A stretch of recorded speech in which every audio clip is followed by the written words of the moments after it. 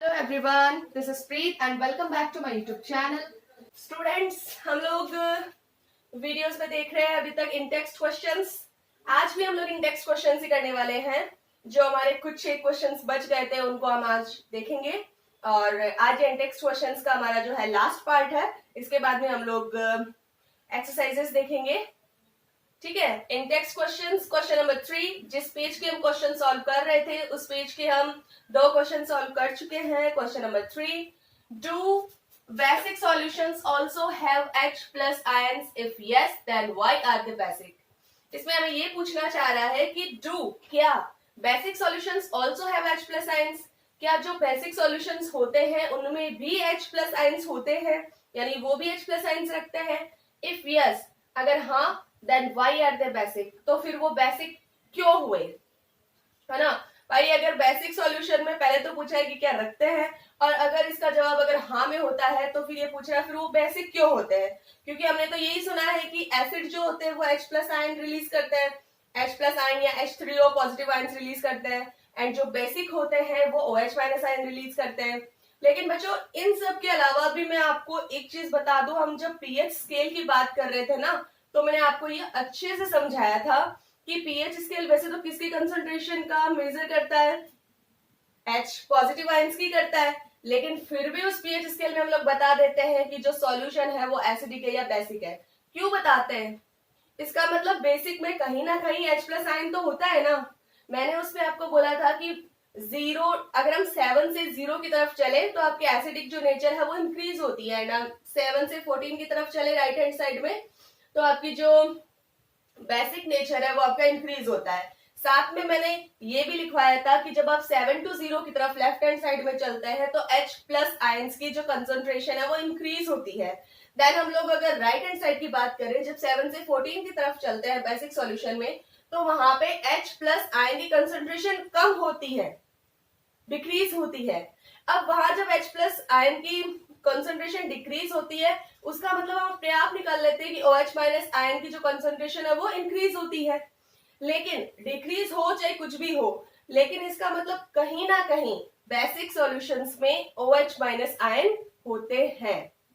ठीक है, तो इसमें तो कंफ्यूज होने की बात ही नहीं है। जो आपको क्वेश्चन पूछा गया है बच्चों, do basic solutions also have H plus ions? Yes, basic solution also have H plus ions. तो आपको इसमें बिल्कुल भी कंफ्यूज नहीं होना है, बेसिक सॉल्यूशन में बिल्कुल जी हाँ H प्लस आयंस होते हैं। अब then why are they basic, इसका जवाब हम लिखेंगे their concentration is less as compared to the concentration of OH minus ions. कि उनकी, किनकी? H प्लस आयंस की। देयर कंसंट्रेशन यानी H प्लस आयन की जो कंसंट्रेशन है इज लेस, वो कम होती है एज कंपेयर्ड, किसकी तुलना में, किसके कंपैरिजन में? To the concentration of OH minus ions.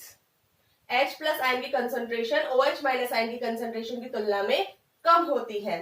That makes the solution basic, जो कि आपके सॉल्यूशन को बेसिक बनाती है यानी क्षारीय बनाती है। तो इसमें यही रीजन है कि H प्लस आयंस होते तो हैं, बट H प्लस आयन की जो कंसंट्रेशन है वो OH माइनस आयन की तुलना में बहुत ही कम होती है, जो उस सॉल्यूशन को कैसा बना देती है? बेसिक सॉल्यूशन बना देती है। 4, under what soil condition do you think a farmer would treat the soil of his fields with quicklime? It means calcium oxide or slackline, calcium hydroxide or chalk, calcium carbonate.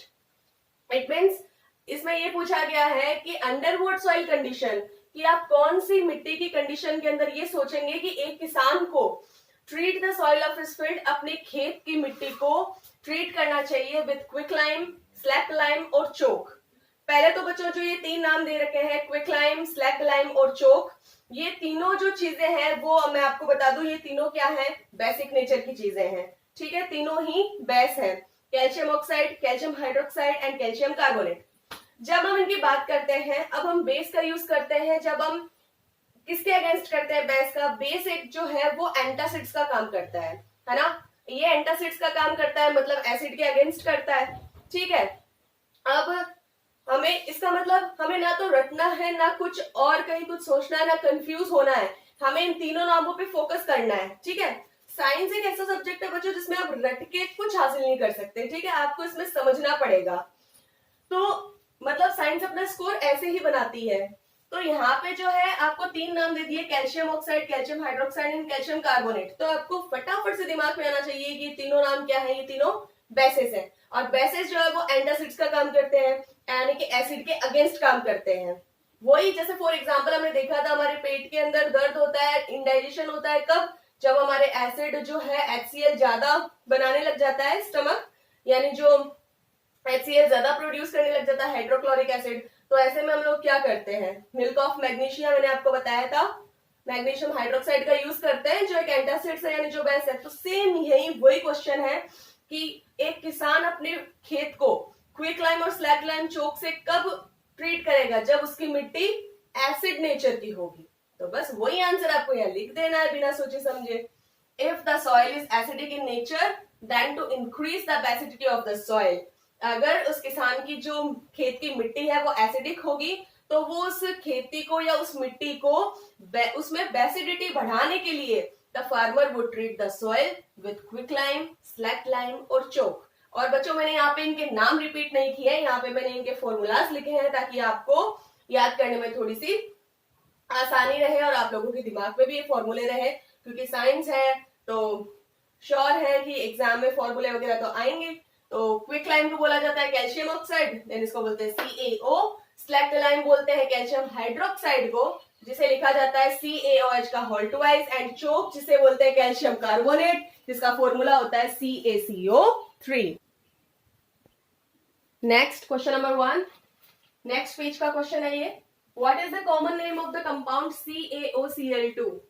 What is the common name? CaOCl2 compound का common name क्या है?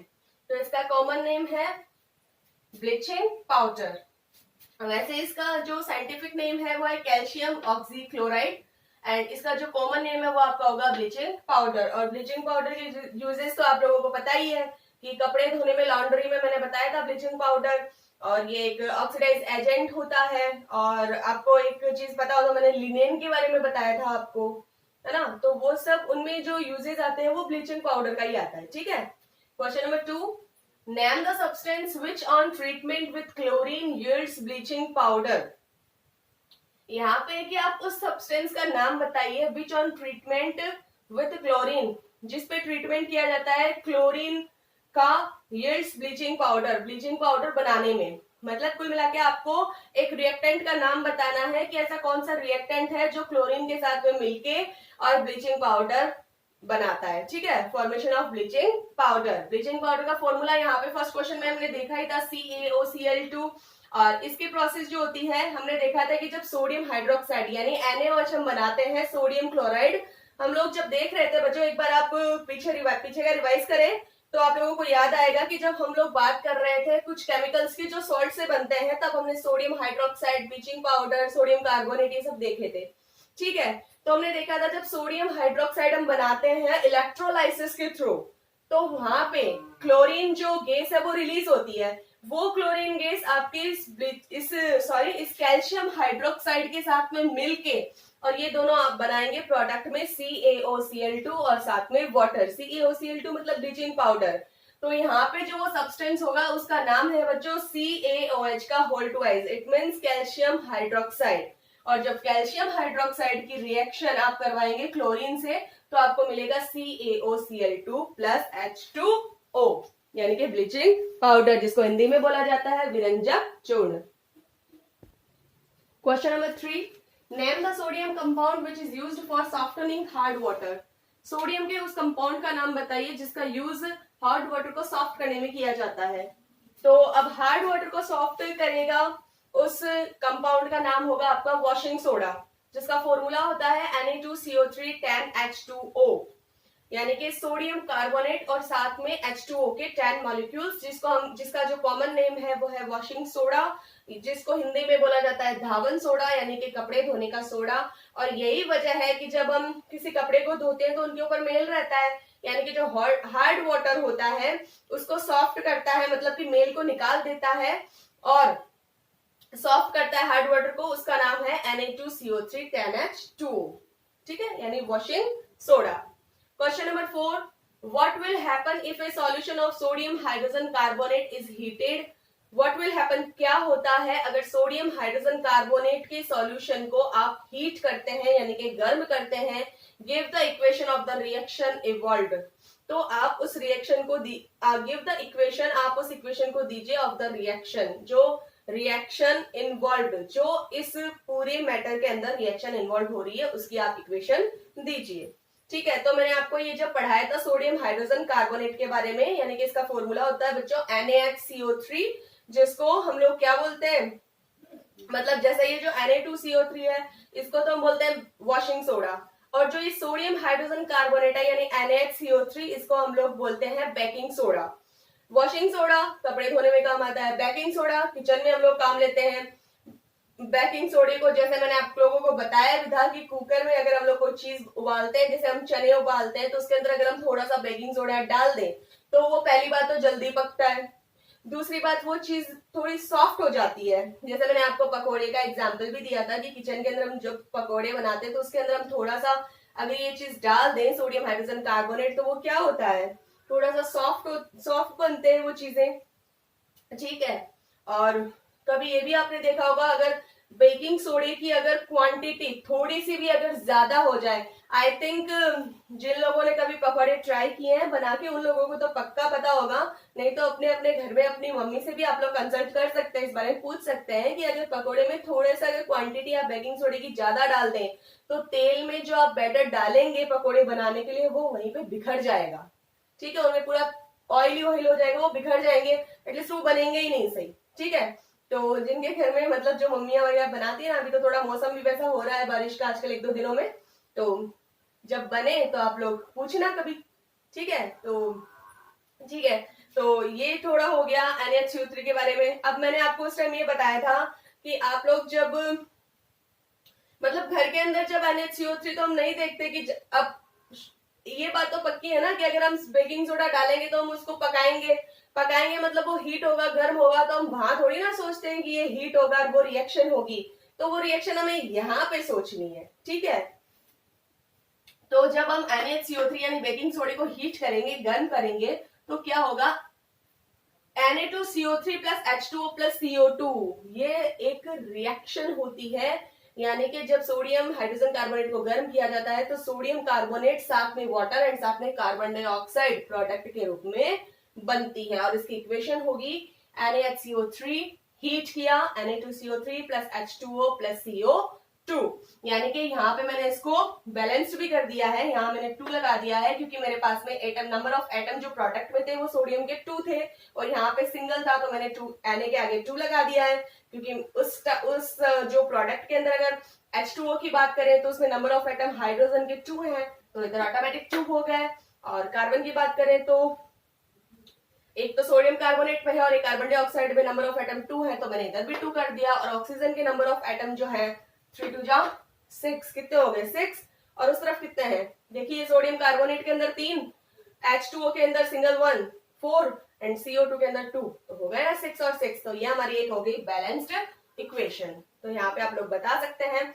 Actually बच्चों देखो, चाहती तो मैं आपको directly एक रिएक्शन दे सकती थी, मुझसे पूछा तो इतना ही आता ना कि गिव द इक्वेशन, तो मैं बता सकती थी NaHCO3 हीट करो Na2CO3 H2O CO2। तो ये मैंने आपको घरेलू चीजों का जो एग्जाम्पल दिया है वो इसलिए दिया है ताकि जब आप एग्जाम में मान लो सपोज कीजिए क्वेश्चन आ गया, ठीक है, तो आप वहां डायरेक्ट याद करोगे तो याद नहीं आएगा। आप जब वहां याद करोगे, मैम ने हमें बताया था कि पकौड़े के अंदर NaCO3 डालते हैं, थोड़ी सी क्वांटिटी ज्यादा डाल देते तो ऐसे हो जाता है, जब वो गर्म होता है तो ये बनता है ना, तो ये चीजें जब दिमाग में आएगी ना तो पक्की बात है आपका 1 नंबर का क्वेश्चन तो कहीं नहीं जाएगा। अगर ये रिएक्शन आपसे पूछ ली ना तो 1 नंबर आपका पक्का है। ठीक है, चलिए देखते हैं next question. Question number 5, right an equation two show the reaction between plaster of Paris and water. एक ऐसी रिएक्शन की इक्वेशन शो कीजिए जो प्लास्टर ऑफ पेरिस और वाटर के अंदर रिएक्ट करती है। ठीक है, मतलब प्लास्टर ऑफ पेरिस और वाटर के अंदर क्या आपको रिएक्शन के लिए आपको एक इक्वेशन शो करनी है। ठीक है, तो पहली बात तो जो प्लास्टर ऑफ पेरिस होता है यानी कि CaSO4 डॉट हाफ H2O, तो CaSO4 half H2O sorry CaSO4 dot half H2O मतलब कि कैल्शियम सल्फेट हेमीहाइड्रेट, ठीक है, ये कैसे बनता है पहले तो आपको ये पता होना चाहिए। ये बच्चों थोड़ा सा क्या है, अगर हम लोग रिवीजन करते रहे ना तो ये चीजें दिमाग में फीड रहती है। इसे एक तो जब बच्चा खुद पढ़ता है और एक ही चीज वो बार बार सुनता है तो उसको मतलब वो चीजें ज्यादा दिमाग में फीड रहती है ना, इसलिए मैं बार बार एक रिवीजन कर रही हूँ। जो कैल्शियम सल्फेट का हेमीहाइड्रेट है, पहली बात तो वो बनता है जब आप जिप्सम, जिसका फॉर्मूला होता है CaSO4.2H2O, यानी जब कैल्शियम सल्फेट के साथ में दो मॉलिक्यूल वाटर के जुड़े हुए होते हैं तो वो जिप्सम होता है। ठीक है, तो जब जिप्सम को 373 केल्विन टेम्परेचर पे हीट किया जाता है तो वो कुछ वाटर के मॉलिक्यूल्स क्या करता है, लूजेस, रिलीज कर देता है। तो वहां पे वो कितने मॉलिक्यूल रिलीज करता है, उस कंडीशन में वो 1.5 मॉलिक्यूल्स जो वाटर का है वो रिलीज कर देता है, और आपका जो बचा हुआ रहता है प्रोडक्ट वो बनता है कैल्शियम सल्फेट का हेमीहाइड्रेट। मतलब कि कैल्शियम सल्फेट के साथ में सिर्फ हाफ मॉलिक्यूल ऑफ वाटर, जिसका नाम होता है प्लास्टर ऑफ पेरिस। अब जब प्लास्टर ऑफ पेरिस एक व्हाइट कलर का पाउडर होता है, यानी कि मैंने आपको एग्जाम्पल भी बताया था कि हड्डियां वड्डियां टूट जाती हैं तो बांधते घूमते हैं ना, बांधे हुए हाथ पैर पहले तोड़वा लेते हैं, बाद में वो बांध के घूमते हैं ना, तो वो जो प्लास्टर ऑफ पेरिस होता है ना उस टाइप का होता है, एकदम पत्थर जैसा। तो जब ये पाउडर जो होता है व्हाइट कलर का, उसको उसके अंदर जब आप वापस पानी तो मिक्स करेंगे, जैसे ही उसमें आप पानी मिक्स करेंगे तो वो आपका बनेगा वापस जिप्सम। तो यहाँ पे वही रिएक्शन हमें बतानी है, प्लास्टर ऑफ पेरिस और वाटर के बीच में बतानी है ना। तो CaSO4.2H2O मतलब plaster of Paris plus 1.5 molecules of water, जब आप ये दोनों रिएक्ट करेंगे तो ये रिएक्ट करके बनाएंगे कैल्शियम सल्फेट .2H2O, यानी कि वापस बनाएंगे ये आपका जिप्सम। आई होप बच्चों आप लोगों को समझ में आ रहा होगा ना। ठीक है, तो मुझे नहीं लगता कि मैंने जो भी यहाँ पे आप लोगों को समझाया है कि कुछ डाउट्स आपके रह गए होंगे, ऐसा मुझे नहीं लगता, क्योंकि मैंने बहुत ही अच्छे से आपको समझाया है, विद एक्सप्लेनेशन बहुत अच्छे से मैंने किया है, और पीछे की सारी बातों को यहाँ पे मैंने रिवाइज भी किया है। तो एक बार हमने पूरा टॉपिक डिस्कस कर लिया था, उसके बाद में हमने देख लिए थे इंटेक्स्ट क्वेश्चंस। तो आज के इस वीडियो में हमारे जो इंटेक्स्ट क्वेश्चंस है वो खत्म हो रहे हैं, और इसी के साथ में जो हमारा नेक्स्ट वीडियो आएगा बच्चों, उसके अंदर हम लोग देखेंगे कि इस चैप्टर से जुड़े कुछ एक्सरसाइज के क्वेश्चंस हैं, उनको हम देखेंगे। ठीक है, तो आज की वीडियो के लिए बस इतना ही। अगर आप लोगों को मेरा वीडियो अच्छा लगा हो तो ज्यादा से ज्यादा लाइक करें, शेयर करें, सब्सक्राइब करें। Thank you.